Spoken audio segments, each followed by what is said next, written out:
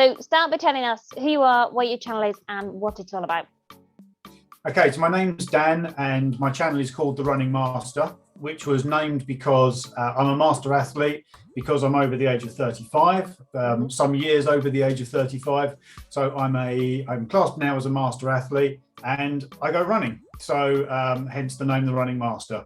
So the idea of it is to try and help. The reason I started it was to try and help people who maybe had also become masters, either to get into running or to continue running, giving them advice and tips and helping them to carry on with their running journey or begin their running journey, but also to probably document my own running journey as a master athlete as well, and achieve some of the goals that I want to achieve as well.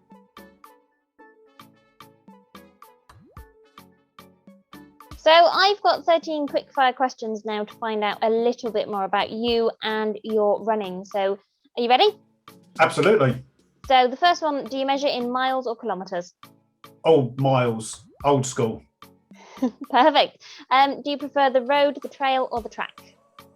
Oh, I'm definitely a track athlete. So I've experienced all of them and done all of them. But I started many years ago. I stopped running track. I used to run when I was sort of in my late teens. Got reasonably good. But then rest of life took over, and I stopped being able to achieve the times that I wanted to. And I think, quite like a lot of other teenagers, gave up. So I kind of went to the road and started sort of doing a lot of longer miles. But actually, as I got back to being 35, I gave myself a bit of a talking to and went, you know what? I'm not actually competing against my 18, 19-year-old self anymore. So let's give the track another go. And and as soon as I set foot back on it, I knew that's where I belong. So yeah, track definitely for me. So the next one, do you prefer sports nutrition or real food? Real food. I have a couple of, not supplements. I use a bit of protein powder, and I use some rehydration tablets, but that's it. Gels and bits and pieces like that. They're not really for me. I prefer real food. Do you prefer flat routes or hilly routes? Oh, flat. I have a very long stride length. My cadence is awful, which is why I never really made it. Really, I think as a longer distance runner, I'm just not built for it. So I'm definitely a flat track kind of person. Heels up and heels down, both are a no for me. It's flat all the way. Lovely. So do you prefer training late in the evening or early in the morning?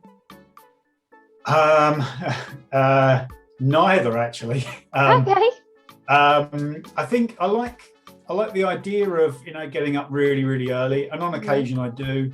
But actually, I'm more of a kind of middle of the day kind of person. But so I like trying to get out, at lunchtime. I think by the time I get the evening rolls around after work, I just feel tired, and in the mornings I just don't feel quite ready to go running.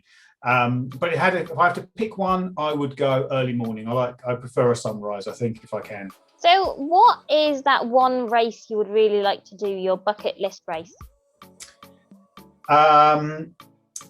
My bucket list, and I know I will probably never ever do it actually, so it's not really kind of eligible for a bucket list, I guess, but I would like to do something like the Marathon des Sables. I think I know it gets a bit of it kind of is looked down on by real trail runners, I believe. But I think it's a great achievement to do something like that. I just don't think I'll ever really get to do it. As I said, I'm not really built for churning out the miles, and I don't think I'll ever get to do it. That would be my ultimate. But actually, the one thing what I'm actually working towards is going to the World Masters Athletics in track. So that's what I really want to achieve. So that's a genuine bucket list for me. So do you prefer short, fast training sessions or long endurance sessions?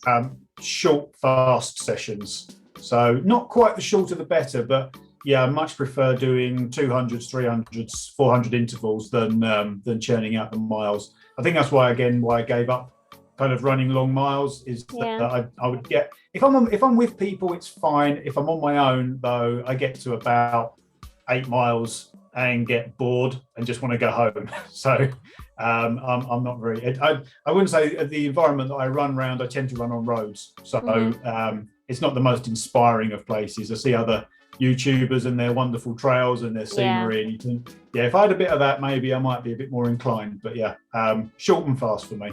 Do you train with music or without? Without. Every now and again I'll listen to a podcast, like a running podcast, especially some of the ones where they talk to motivational or people that have got really great stories. I like hearing about that, how people have turned their life around through running, or switch from pumping weights to running. I like hearing about stuff like that. But not very often, especially with the short, fast stuff. I haven't got time to listen to music, so I don't generally. Do you stretch regularly? Yes or no? Not enough. So yes, because you kind of have to when you're doing short, fast stuff, because you're definitely going to pull something. So I do definitely stretch, but definitely not enough for my age. Do you prefer training in hot weather or cold weather? Hot weather. Hot weather. I much prefer, especially when you're standing around during an interval session. You're taking when you're taking long recoveries, 4 or 5 minutes. You want to be standing around in warm. It's not. We had a torrential downpour the other day training, and it wasn't fun just standing around getting absolutely drenched for 5 minutes before the next. I imagine not. Before the next rep. So it's definitely a warm weather thing for me. Do you prefer an isotonic drink or plain water? Contrary to what I said about taking tablets, just plain water, really. Just plain water is just fine. What is your go-to post-race food or meal? Generally, I don't really have a post-race thing. I think, actually, funnily enough, I did a half marathon a couple of years ago, and it was the first time I'd ever really just wanted a pint of beer. And they had some people selling beer then. I just thought, actually, you know what, I really want a beer. Before, I'd never ever wanted one. But as a general rule, post training, post race, just to be honest, anything that I can get my hands on. Really, I'm happy just to have a normal meal. So that's what I would have.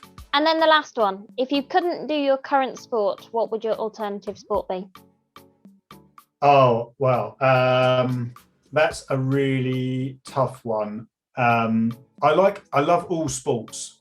I love all sports. Like when the Olympics are on, even the sort of smaller sports or ones I don't know much about, all of a sudden I'll become an expert for like the 2 weeks, that they're on. It's like, you'll find out everything there is to know about fencing, for instance, or archery. I'll know everything that's going on.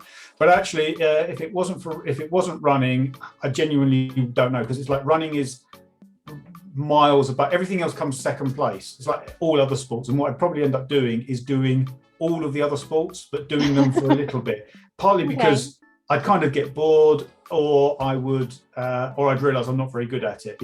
I'd love a game of tennis, but I know I'm rubbish at it. It's that kind of stuff. So I'll play it for a bit, and then I'll move on to something else. There genuinely isn't like a second place. Running is pretty much everything for me. Perfect.